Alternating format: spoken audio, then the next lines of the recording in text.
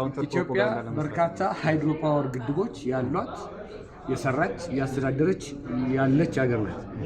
ግብጽ በታሪኳ የምታወቀው ከአንደኛው ጫፍ ወደ ሌላኛው ጫፍ ጅዋጅዌ በመጫወት ነው። ትናንት ድርቅ ገደለን፣ ዛሬ ጎርፍ መጣብን።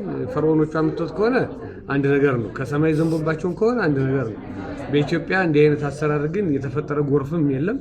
እንግዲህ ጎርፍ ካስቸገራቸው ያው ግድቡን ሊያመሰግኑ ይገባል ስለያዘላቸው። አጠቃላይ የፈጠረው ኢኮሎጂካሊ የፈጠረው አንድምታ ከፍ ያለ።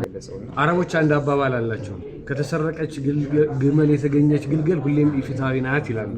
የግብጾች አጠቃላይ አካሄድ ሲዶ የሆነ የውሸት የትብብር ስርዓት የመሰለ ነገር ለመፍጠር በመሞከር እያታለሉ ወይም ደግሞ ነገሮችን ግራና ቀኝ እያላጉ የቅኝ ግዛት አስተሳሰብ የፈጠራቸው ወለዳቸው እንግዶች አስቀጥሎ ለመሄድ ነው። የዛ ጊዜ አልቋል። አሁን አዲስ ምዕራፍ አዲስ ታሪክ ተከፍቷል። በአባይ ተፋሰስ ሴፌ ጸድቋል፣ ወደ ስራ ገብቷል። ያንን የናይል ቤተሰብ መቀላቀል፣ ከዛ ውጭ ደግሞ የህዳሴ ግድብ ለኢትዮጵያ ብቻ ሳይሆን ለግብጽም ለሱዳንም ለቀጠናው እንዳለ ለአፍሪካ ከፍ ያለው ፋይዳ ፕሮጀክት ስለሆነ እሱን አቅፎ ከኢትዮጵያ ጋር ተባብሮ መስራት ነው። ካሁን በፊት በተደጋጋሚ እንደተባለው አባይ ለግብጽ፣ ለሱዳን፣ ለኢትዮጵያ እና አጠቃላይ ለናይል ተፋሰስ ሀገራት እንደ እትብት ነው። ያንን እትብት አትበጥሶ የህይወት አካል ስለሆነ ማለት ነው የተቆራኘህበት አይደል?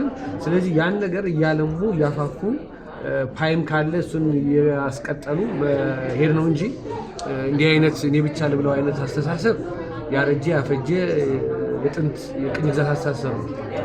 ግብጽ በቀጠናው የምትፈልገው በእንግሊዝኛው አጠራር ሃይድሮሎጂካል ኮሎኒ ወይም ደግሞ በአማርኛው የውሃ ቅኝ ለመፍጠር ነው። ይሄ አልቋል። ከኬዲብ እስማኤል ጋር አብሮ የሞተ ነገር ነው። ስለዚህ ግብጾቹ ወደ 21ኛው ክፍለ ዘመን መምጣት አለባቸው ነው ለኔ የሚገባኝ። እነሱ 18ኛው 19ኛው ክፍለ ዘመን ነው ያለው አሁንም ባስተሳሰብ።